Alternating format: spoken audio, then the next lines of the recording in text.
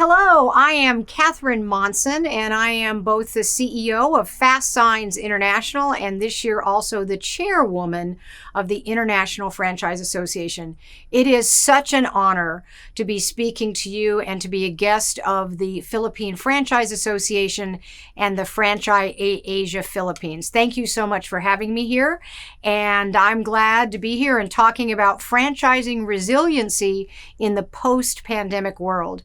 First, I just want to say from the International Franchise Association, we so appreciate the great relationship we have with the Philippine Franchise Association. We love the closeness that we've had year after year. And as you know, the purpose of the International Franchise Association is to protect, promote, and enhance franchising. We're the oldest franchising association around, over 60 years in operation, and we work really in government relations, primarily in the U.S., but also internationally, but very importantly, creating great educational programs, such as the CFE program that so many of your members at the Philippine Franchise Association have earned. And you guys know why franchising is so very, very successful. Pre-pandemic, during the pandemic, and post-pandemic. It is so successful because the franchisee has the power of the brand, systems, procedures, training, marketing, advertising, great supply chain, the strategic leadership of the franchisor, very often access to capital that independent businesses won't have, as well as really that blueprint for success. And you're going to hear me talk about that blueprint for success a few times today and why I think that it is going to have franchise businesses so very, very well positioned for success post-pandemic, and why I think the future is so very bright for franchising. You got the brain power, the knowledge of the entire network. Some of my favorite stories come from franchisees that have had great ideas that transformed the brand. It was a McDonald's franchisee in Boston, Massachusetts, that came up with the idea of serving breakfast. He had been a franchisee for many, many years and sold a lot of hamburgers at lunch and at dinner. As you know, when McDonald's started, it was a lunch and dinner concept. And he came up with the idea of the Egg McMuffin and mentioned it and brought that idea up to McDonald's corporate, and it became worldwide success where you can get breakfast at McDonald's all around the world today. That's the brain power, the knowledge, the smartness of the entire network, franchisor and franchisees working together. Another reason that franchising is so very successful is what we would say in the United States, economies of scale. You can get savings on supply chain. There's such great economies of scale. Rather than replicating something one time in an independent business, it's replicating again and again and again for a wide number of franchisees. And what I love about franchising, it is the most democratic. And when I use the term democratic, I'm not meaning the political party in the United States. I'm talking about it's the most egalitarian wealth creation model in the world. It's the opportunity for that individual franchisee to create wealth for their family, create jobs, create economic output. And rather than all that money flowing up to the corporate office, the vast majority stays in the local market with that local franchisee. And as such, it's an egalitarian, a democratic wealth building model. And then there's so many people working together for the benefit of the system. I've been involved with many franchisors, and it's been so great to see how franchisees band together to help each other, whether it's a formal mentor-mentee relationship that may be facilitated by the franchisor, or whether it is one franchisee helping another. I got an email just this weekend from one of my franchisees who wanted me to thank for him another franchisee that coached him through getting a really big client. Franchisee helping franchisee A helping franchisee B out of the kindness of their heart and the passion and the commitment for the brand. You know, great franchisors set the foundation. They provide strategic thinking, they provide great leadership, and that allows the franchisee to outperform their independent competitors. That independent competitor has to think about marketing, has to think about advertising, has to think about what are the right people to hire for jobs. How do I train my employees, right? How do I improve my products and services? How do I reach to customers and prospects, right? They have to create that each time. But in franchising, and the reason franchising is so successful, as you guys know, is the franchisor creates that blueprint for success, creates that approach, creates the training, the marketing, the branding, and all of that. And then that franchisee can outperform their independent competitor because they have that great support, that great blueprint for success. Strong franchisors learn and implement and are committed to franchising best practices. And I'll talk a little bit about that in just a second.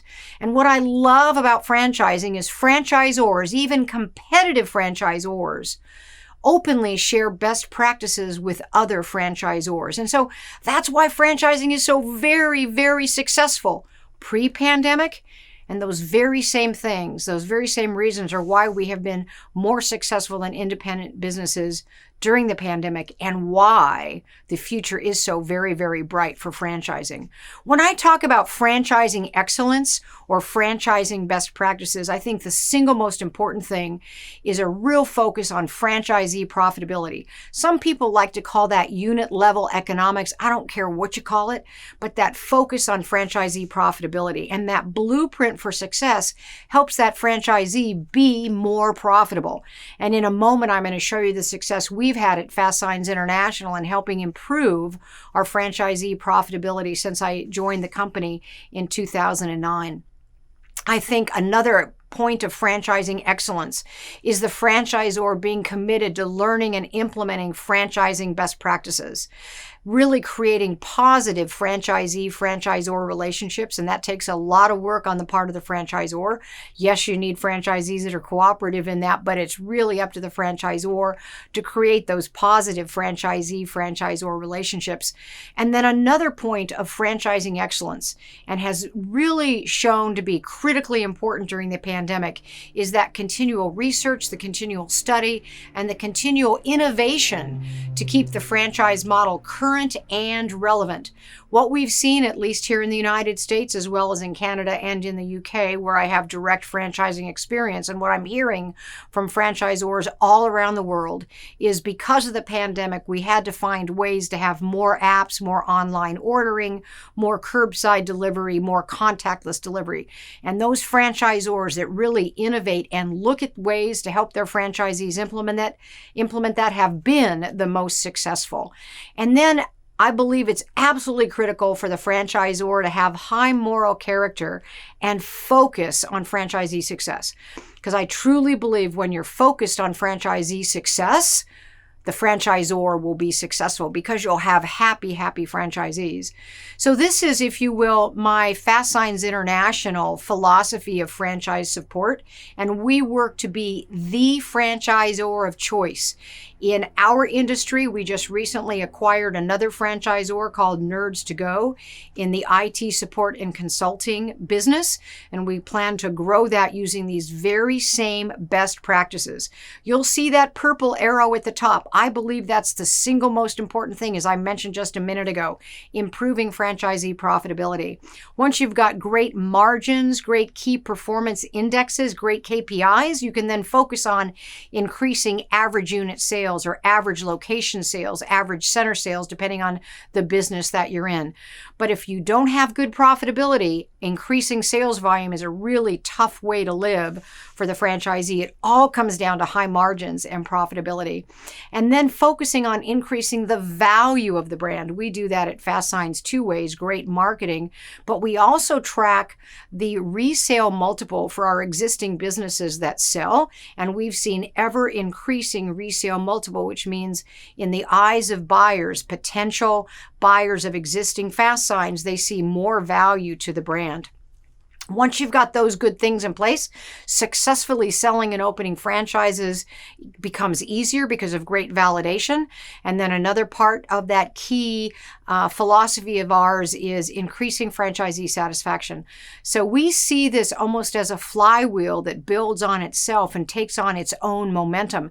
And that's how we believe at Fastsigns International, and for the brand that we just purchased, Nerds to Go, that's how we believe we're going to have great success. I happen to think this really really comes down to franchising best practices. Franchisee profitability, growing sales, increasing the value of the brand, selling and opening more locations, and increasing franchisee satisfaction. So this chart shows you the actual progress we have made at Fastsigns International, helping improve our franchisees' profitability, right? In the summer of 2009, I set the goal to increase franchisee profitability by 50%. And then in early 2010, we conducted our first financial benchmark survey. We collected financial statements from our franchisees for the calendar year 2009, and we benchmarked profitability at 12.9%. I had set the goal to increase profitability by 50%, which means we had to get the average to 19.4%. In 2017, we exceeded that number and then set a new goal to further increase franchisee profitability by an additional 25%, which would get the average to 24.5%.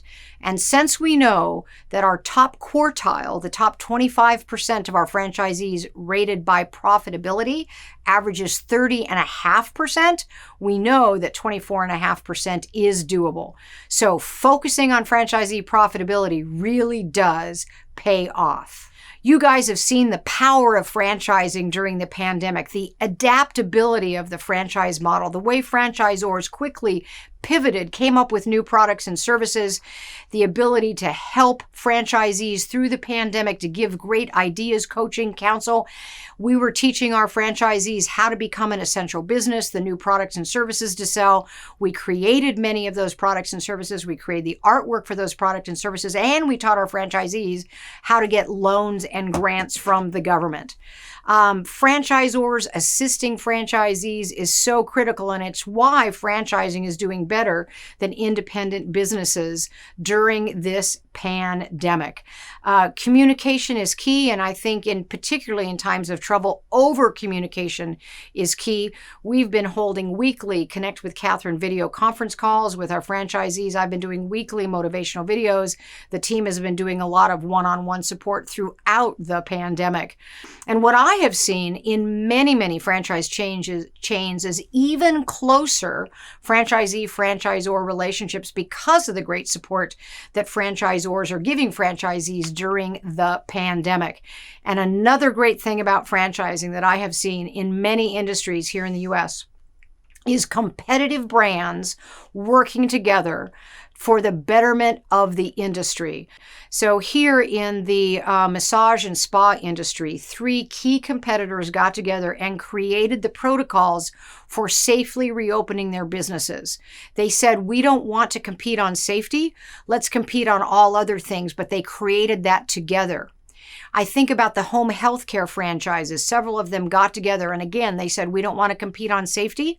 We want to compete on other metrics. And they created these great protocols for safety for their employees and for their clients. And then they went and shared it with independents in the home healthcare industry. That's the benefit and the power of franchising. In the signage space, we worked together with our key competitors and the International Sign Association to work with the federal government and state governments to deem signage businesses to be essential businesses, which was an important distinction in the United States and in Canada for them to be able to be open during the pandemic. So the future is bright for franchising. We have a bright and fantastic future. All the reasons I talked about earlier on why franchising is so successful remained during the pandemic, but most important, position us for great success post-pandemic. All of us in franchising have learned great lessons about leadership, about resilience, and about pivoting. And because of that, we're going to be even better leaders going forward. I also believe in many markets, there will be more real estate that will be more affordable, that will help new franchisees get off to a faster, more profitable start, and existing franchisees may, when they need to expand, get better rents as a result. I'm also convinced there are going to be a lot more franchise candidates. Why? Because their unemployment is likely going to be higher, and those people will be looking for an opportunity to create wealth through franchising. And there will be folks folks that still have jobs but realize that they are at the whim of their employer and they might want to control their own destiny. So I think the future of franchising is bright because there are going to be a lot more franchise candidates, allowing many franchise brands to grow. Franchisees have seen the value that their franchisor brought them during the pandemic, which is going to lead to greater franchisee engagement and quicker adoption of new products and services and new initiatives. And as we've seen, the pandemic has increased the speed of technological change, and franchisors are better positioned to implement that than independent competitors are. Post-pandemic, those businesses that can grow faster are going to be more successful. And that's why franchising's future is so bright. The programs, initiatives, the marketing, the training that you bring your franchisees will help them outrace, if you will, outspeed their competitors in the local market, allowing them to gain more market share. That's going to be the big win. Franchise chains are positioned to go the fastest compared to independent competitors. Franchisors' programs and initiatives are going to give that local franchisee a huge competitive edge over their independent competitors. And because of the great support during the pandemic and what we're going to see as explosive positive growth for franchisees post-pandemic, it's going to improve validation in the franchise sales process. And it may even create, depending on the industry, opportunities for acquisitions, acquiring other franchise brands, as we just did with Nerds to Go, or conversions, converting independent businesses to franchise.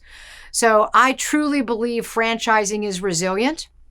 I believe we have a great future ahead of us. One of the things I do to fill my mind and inspire my spirit is I read quotes, and I looked back recently over some of my quotes about resilience. Jonathan Mills said, "Successful people demonstrate resilience through their dedication to making progress every day." And that's why franchising is so great. We help franchisees make progress every day. Franchisors help franchisees make progress every day. I am convinced post-pandemic, we're going to see an increase in franchising. We're going to see great success for franchisees. The future is bright. Thank you.